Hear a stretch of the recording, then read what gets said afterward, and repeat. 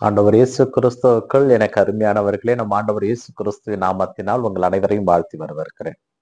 பிரியமானவர்களே, நாம் நம்பிக்கையோடு தேறுகின்ற கடவுள் உயிரோடு நம் மத்தியிலே நமக்காக இருந்த கடவுள்.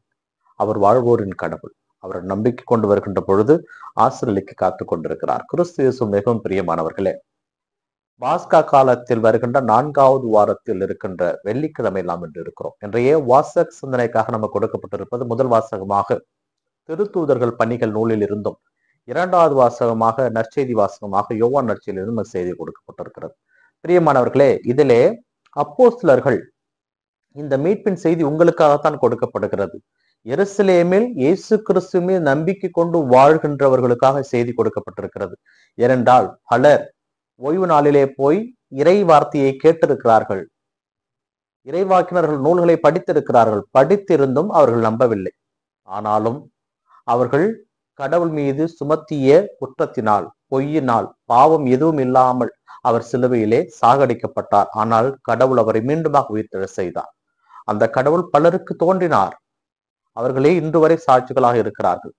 ஆனால் அவரிடம் நம்பிக்கை கொள்வோர் என்றுமே வாழ்வார்கள். அவரோடு அவர் இருப்பார்.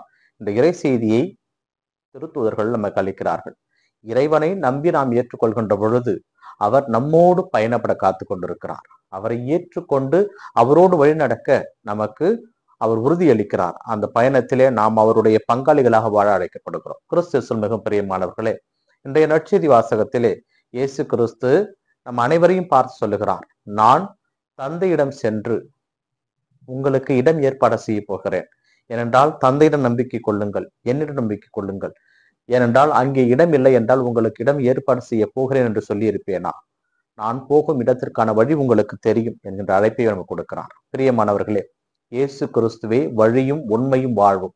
அவரை நாம் இருக்க பிடித்துக் கொண்டோம் என்றால் அவர் எங்கெல்லாம் செல்வாரோ அங்கெல்லாம் நம்மை அழைத்து செல்வார். பாவத்திடம் நம்மை விட மாட்டார், பேயிடம் நம்மை விட மாட்டார், நோய்களில் இருந்து நம்மை காப்பாற்ற வல்லவராக இருப்பார்.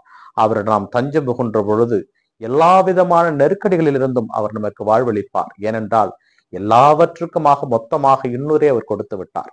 அப்படிப்பட்ட அந்த தந்தையிடம், இயேசு கிறிஸ்துவிடம் நாம் செல்ல தேவையான ஆசிரையும் அருளையும் கேட்போம். ஏனென்றால் உலக பாங்கான பொருளை நினைத்து கடவுளை நாம் மறந்து வாழ்ந்து கொண்டிருக்கின்றோம். இந்த மயமான பொருட்கள் கடவுளை நம்மை மழுங்கடித்து வருகின்றது, கடவுளை நம்மை மறக்க செய்கிறது.